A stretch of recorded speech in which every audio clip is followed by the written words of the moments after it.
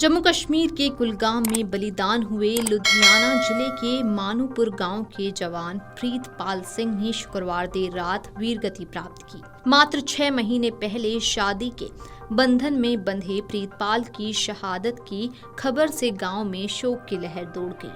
शहीद के बड़े भाई मनप्रीत सिंह ने बताया कि शुक्रवार को उनकी प्रीतपाल से फोन पर आखिरी बात हुई थी। ऑपरेशन पर निकलते समय भी उन्होंने घर वालों को हौसला दिया और कहा था, चिंता मत करना, मैं जल्दी लौटूंगा। उन्होंने बताया था कि आतंकियों को पकड़ने के लिए ऑपरेशन चल रहा है और गोलीबारी जारी है।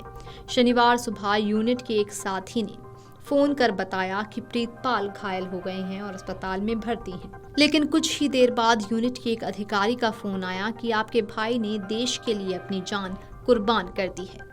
ये सुनते ही मेरे पैरों तले से जमीन खिसक गई। मैं कुछ बोल नहीं पाया। 26 फरवरी 2025 को प्रीतपाल की शादी मानूपुर की ही मनप्रीत कौर से हुई थी। शादी के 2 महीने बाद अप्रैल में वो ड्यूटी पर लौट गए। अगस्त के आखिर में वे छुट्टी लेकर घर आने वाले थे और दिवाली के बाद ड्यूटी पर लौटने का वादा किया था। ये उनकी पत्नी के साथ पहली दिवाली होती, लेकिन किस्मत को कुछ और ही मंजूर था। परिवार और पत्नी को उम्मीद थी कि इस बार के त्योहार वे साथ मनाएंगे, लेकिन अब उनकी जगह सिर्फ यादें रह गई हैं। जैसे ही बलिदान की खबर गांव पहुंची तो पूरे इलाके में सन्नाटा छा गया।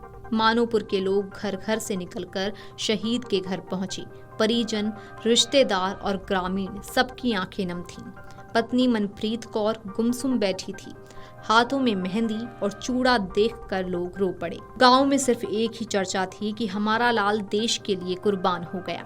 प्रीतपाल सिंह का पार्थिव शरीर रविवार को मानूपुर पहुंचा। सैकड़ों लोग उन्हें अंतिम विदाई देने के लिए जुटे। मानूपुर का ये वीर सपूत भले ही आज हमारे बीच नहीं है, लेकिन उसकी शहादत हमेशा आने वाली पीढ़ियों को देश सेवा का संदेश देती रहेगी। कुलगाम के अखल में ऑपरेशन के दौरान अभी तक सुरक्षा बलों के 9 जवान घायल हुए हैं। मुठभेड़ में 2 आतंकवादी मारे गए हैं। इनमें से केवल एक की ही शिनाख्त पुलवामा के हारिस नजीर के तौर पर हुई है, जो 2023 से लश्कर-ए-तायबा में सक्रिय था।